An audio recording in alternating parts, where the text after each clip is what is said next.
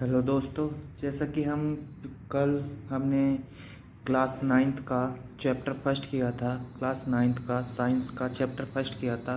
तो अब हम उससे आगे बढ़ते हैं। नेक्स्ट चैप्टर जो है वो है क्या हमारे पास के पदार्थ शुद्ध है। तो देरी ना करते हुए हम स्टार्ट करते हैं। पिछली क्लास में हमने पदार्थ के बारे में पढ़ा था। पदार्थ क्या होता है, पदार्थ की अवस्थाओं के बारे में पढ़ा था। ठोस, द्रव, गैस। अब हम इससे आगे पढ़ेंगे। दरअसल आगे का जो टॉपिक होगा वो होगा इस पदार्थ की अवस्थाओं को भी दो पार्टों में डिवाइड कर दिया जाएगा। दो पार्टों में डिवाइड कर दिया जाएगा। पहला शुद्ध पदार्थ, जो शुद्ध पदार्थ होते हैं, शुद्ध पदार्थ। शुद्ध पदार्थ में दूसरा जो पार्ट डिवाइड किया जाएगा वो किया जाएगा मिश्रण में, यानी कि जो मिश्रित होते हैं, किसी भी अनुपात में मिला दिए जाते हैं, मिश्रित। उसके बाद जो हम शुद्ध पार्ट में भी दो चीज़ें पढ़ेंगे, तत्व तत्व और यौगिक। तत्व और यौगिक शुद्ध पदार्थ में आ जाते हैं। और मिश्रण में क्या आ जाते हैं, मिश्रण में हम दो प्रकार के पढ़ेंगे मिश्रण भी। सबसे पहला हम पढ़ेंगे समांगी मिश्रण, और उससे नेक्स्ट जो पढ़ेंगे वो पढ़ेंगे विषमांगी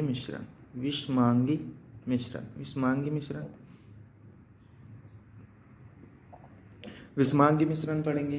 तो अब देर ना करते हुए हम मिश्रण से स्टार्ट करते हैं। मिश्रण क्या होता है। मिश्रण, सबसे पहला टॉपिक हमारा है मिश्रण क्या है, यानी मिक्सचर क्या है। तो आप जानते हैं एक से अधिक पदार्थ, एक से अधिक या दो से अधिक कह सकते हैं आप। एक से अधिक, दो या दो से अधिक, ठीक है ना, एक से अधिक ही होंगे। दो से अधिक पदार्थ जैसे कि आप जानते हैं तत्व या यौगिक भी हो सकता है। यौगिक, जब यौगिक या तत्व किसी भी अनुपात में मिलाए जाते हैं,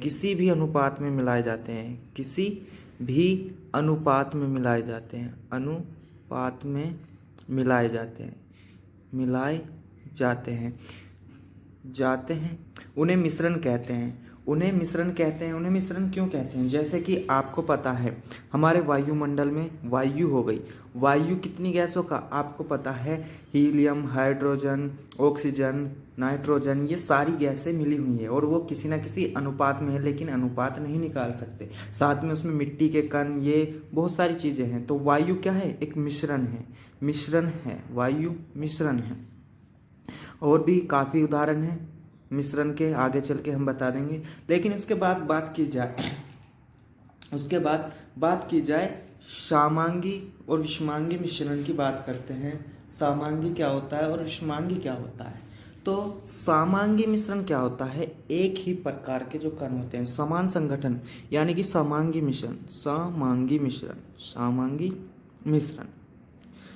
मिश्रण आप देखोगे एक ही प्रकार के या फिर एक समान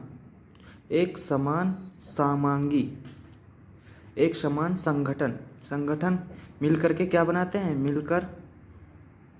मिलकर समांगी मिश्रण बनाते हैं। जैसे कि एक समान संगठन कैसे होते हैं, संगठन मतलब जैसे कि आप देखोगे चीनी और जल, इनका रंग कैसा है, ये रंगहीन है, और मिलने के बाद क्या हो जाएंगे, वो रंगहीन ही रहेंगे।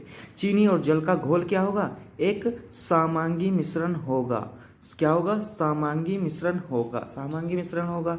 ऐसे ही अगर बात की जाए जल और नमक का घोल भी क्या होगा, एक समांगी मिश्रण होगा। तो ये जो मतलब क्या होता है, जिस पर ना तो रंग का प्रभाव पड़े, मतलब जिस रंग में था वो उसी रंग में क्या घोल प्राप्त हो, तो उसे क्या कहेंगे, समांगी मिश्रण कहेंगे। और क्या होगा, दोनों जो चीनी और जल, यानी कि विलायक और विलेय, जो दोनों पदार्थ है, उनमें से हमें पता ना चले कि इसमें विलायक कौन सा है, विलेय कौन सा है। तो ऐसे पदार्थों को क्या कहते हैं, मिश्रण को क्या कहते हैं, समांगी मिश्रण कहते हैं। अब बात की जाए विषमांगी मिश्रण की। विषमांगी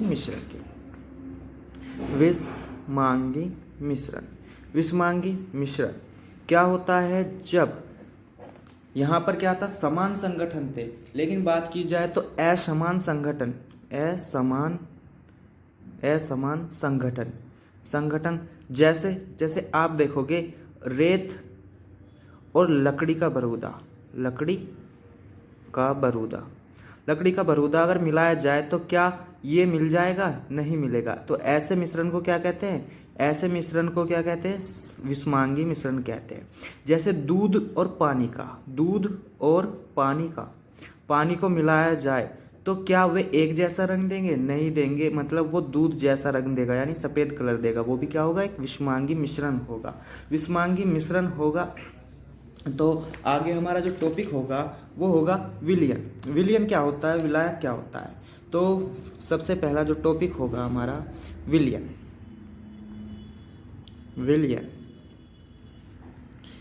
क्या होता है। तो विलयन क्या होता है? दो या दो से अधिक सामांगी मिश्रण को क्या कहते हैं? दो या दो से अधिक पदार्थों के सामांगी मिश्रण को क्या कहा जाता है? क्या विलयन? दो या दो से अधिक पदार्थों के सामांगी मिश्रण को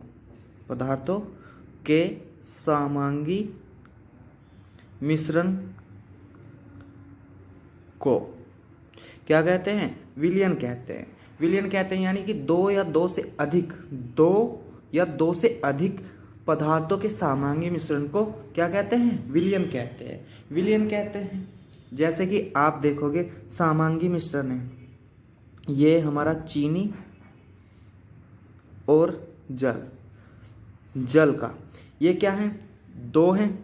दो क्या हैं? पदार्थ हैं, चीनी और जल, और ये दोनों मिलकर के क्या बना रहे हैं?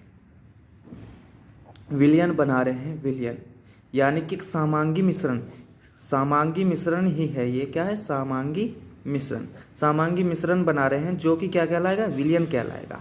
लेकिन विलयन में भी जो ये दो पदार्थ हैं या दो से अधिक पदार्थ हैं, इन्हें भी कैटेगरी में बांटा गया है। यानी विलयन भी दो पदार्थों से मिलकर, यानी दो कारकों से मिलकर बना है, विलायक और विलेय। तो ये विलायक और विलेय क्या होता है? मान लीजिए आपने जल और चीनी में क्या लिया? जल आपने एक आधा लीटर ले लिया,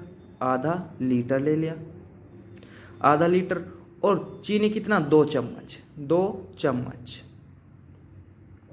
चम्मच, ठीक है ना? 2 चम्मच ले लिया, 2 चम्मच।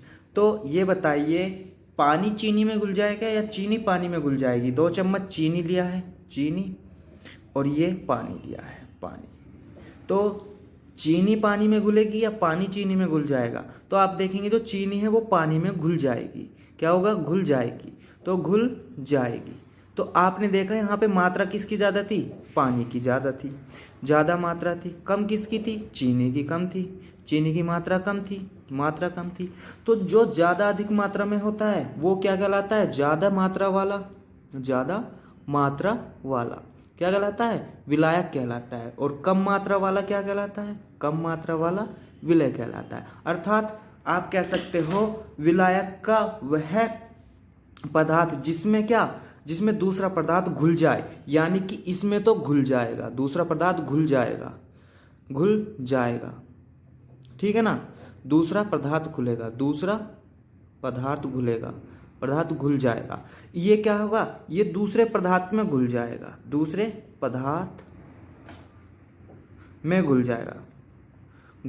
जाएगा, यानी कि ये कम है तो कम क्या होगा? ज़्यादा वाले में घुल जाएगा। इसे कहते हैं हम विलयन के दो क्या हैं? कारक हैं, विलायक और विलेय। ये दोनों बड़े इंपॉर्टेंट है, क्योंकि विलायक ज़्यादा मात्रा में होता है, विलेय कम मात्रा में होता है।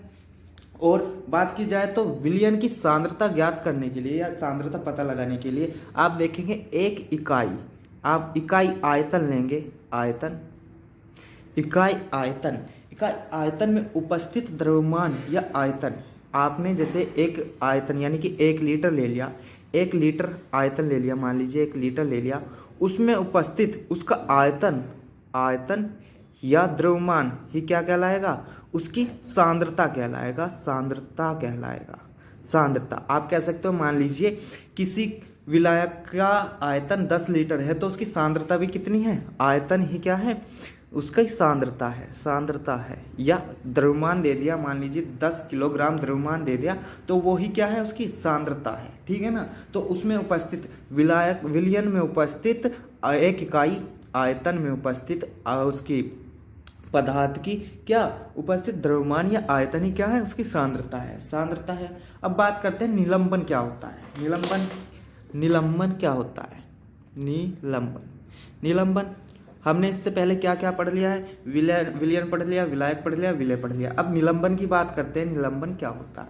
तो निलंबन की बात की जाए तो क्या, विलायक में कुछ पदार्थ अघुलनशील होते हैं, विलायक में कुछ पदार्थ आपने देखोगे अघुलनशील, जैसे कि आप पानी में क्या कर दोगे, रेत डाल दोगे तो क्या रेत घुल जाएगा, पदार्थ अघुलनशील होते हैं, ठीक है ना, अघुलनशील पदार्थ होते हैं, अघुलनशील होते हैं और उन्हें हम क्या कर सकते हैं, आंखों से भी देख सकते हैं, देख सकते हैं। मतलब क्या, मतलब ये कि हम उन्हें आंखों से देख सकते हैं और वे क्या है, अघुलनशील है। जैसे कि जल में अगर हम रेत मिलाते हैं, जल में रेत मिलाएं तो क्या होगा, रेत जल में मिल जाएगा, घुल जाएगा, नहीं घुलेगा। क्यों नहीं घुलेगा, क्योंकि रेत हमें दिखेगा, वो उसके कण अधिक मोटे हैं और जल में हमें दिखेंगे। इस प्रकार का मिश्रण तो विषमांगी कहलाएगा, विषमांगी मिश्रण। बट वो जो दूसरा पदार्थ है जो घुल नहीं रहा है उसे क्या कहेंगे, निलंबन कहेंगे। तो क्या कह सकते हो आप, निलंबन कहेंगे। ये क्या है, निलंबन है, ये निलंबन है, आप देख सकते हो निलंबन है। तो आप एक चीज और, दूध और पानी में क्या, दूध क्या है, निलंबन है, क्योंकि हम उसे देख सकते हैं, निलंबन है क्योंकि क्या, दूध के कण हमें दिखाई दे रहे हैं परंतु पानी के कण हमें नहीं दिखाई देंगे मिश्रण में। और इन दोनों का मिश्रण भी क्या है, विषमांगी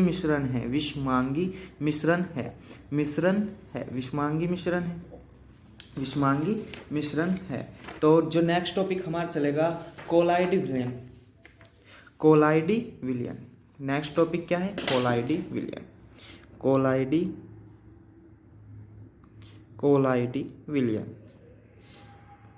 क्या है कोलाइडी विलयन, ये एक प्रकार का क्या है, ये विषमांगी मिश्रण है, विषमांगी, यानी कि आप कह सकते हो इसमें विषमांगी मिश्रण ही पाया जाता है। विषमांगी मिश्रण को ही क्या कहते हैं, कोलाइडी, परंतु कोलाइडी विलयन कहते हैं। परंतु इसकी क्या है, एक शर्त है, इसके कणों का जो आकार होगा, कोलाइडी विलयन के कणों का जो आकार होगा, आकार बहुत छोटा होगा,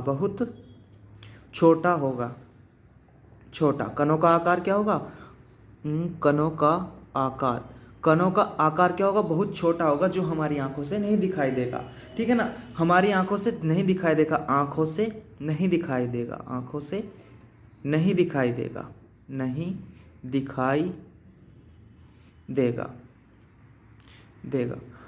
परंतु क्या हो सकता है, हम उसे सूक्ष्मदर्शी द्वारा देख सकते हैं। दूसरा, ये कोलाइडी विलयन होता है, जैसे आप कह सकते हो दूध क्या है, दूध या क्रीम क्या है, कोलाइडी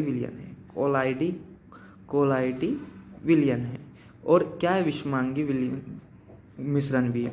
कोलाइडी विलयन कैसे, मतलब दूध के कण आप देख सकते हो, दूध के कण इतने छोटे होते हैं कि हम उन्हें अपनी आंखों से नहीं देख सकते, परंतु क्या होता है, जब हम उन पर प्रकाश डालते हैं तो वो प्रकाश में क्या हो जाते हैं, हमें चमकने लगते हैं। तो बात की जाए कोलाइडी विलयन में दो तरह के, एक तो विलय कण होते हैं, दूसरे विलयन कण होते हैं, विलायक कण होते हैं और एक विलयन कण होते हैं। तो ये क्या करते हैं, जो विलय कण होते हैं वो परिक्षिप्त प्रावस्था में होते हैं। परिक्षिप्त का मतलब क्या होता है, परिक्षिप्त प्रावस्था जो छिप जाते हैं, यानी कि छिपे हुए होते हैं, मतलब कि क्या होता है, ये विलायक में क्या होते हैं, विलायक में घुल जाते हैं और इनका अस्तित्व हमें दिखाई नहीं देता, उन्हें परिक्षिप्त प्रावस्था कहते हैं, मतलब कि छिपे हुए होते हैं, हमें दिखाई नहीं देते।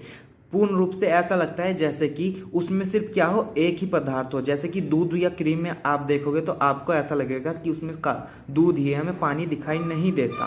परंतु विलायक कणों को क्या कहते हैं, परिक्षेपण। परिक्षेपण परिक्षेपण माध्यम बोलते हैं, परिक्षेपण माध्यम बोलते हैं। परिक्षेपण माध्यम क्या होता है, वो माध्यम जो क्या कर ले, विलायक के कणों को अपने अंदर समाहित कर ले, परिक्षेपण माध्यम कहलाता है, यानी कि छिपा ले, यानी कि विलय को अपने अंदर छिपा ले, विलय को अपने अंदर छिपा ले, अपने अंदर छिपा ले क्या कहलाता है, परिक्षेपण माध्यम कहलाता है। देखिए उसे पराअवस्था बोलते हैं, यानी उसकी अवस्था है कि वो छिप गई है, ठीक है ना। लेकिन ये क्या है, वो माध्यम है जो उसे छुपाए हुए है, विलायक कण। किसमें, कोलाइडी विलयन में। ये अवस्था कोलाइडी विलयन में पाई जाती है। अब नेक्स्ट चलते हैं, शुद्ध पदार्थ क्या होते हैं। नेक्स्ट हमारा जो टॉपिक होगा, अब तक हमने क्या क्या पढ़ लिया है, हमने मिश्रण पढ़ लिया, सामांगी मिश्रण, विषमांगी मिश्रण, और तीसरे नंबर पे विलयन पढ़ा, विलायक पढ़ा, विलय पढ़ा। उसके बाद हमने निलंबन पढ़ लिया, निलंबन के बाद हमने कोलाइडी विलयन पढ़ लिया है। कोलाइडी विलयन के बाद हमारा जो नेक्स्ट चलेगा वो चलेगा शुद्ध पदार्थ। शुद्ध पदार्थ देखिए नाम से जैसे कि पता चल रहा है, शुद्ध यानी कि कोई चीज शुद्ध होगी।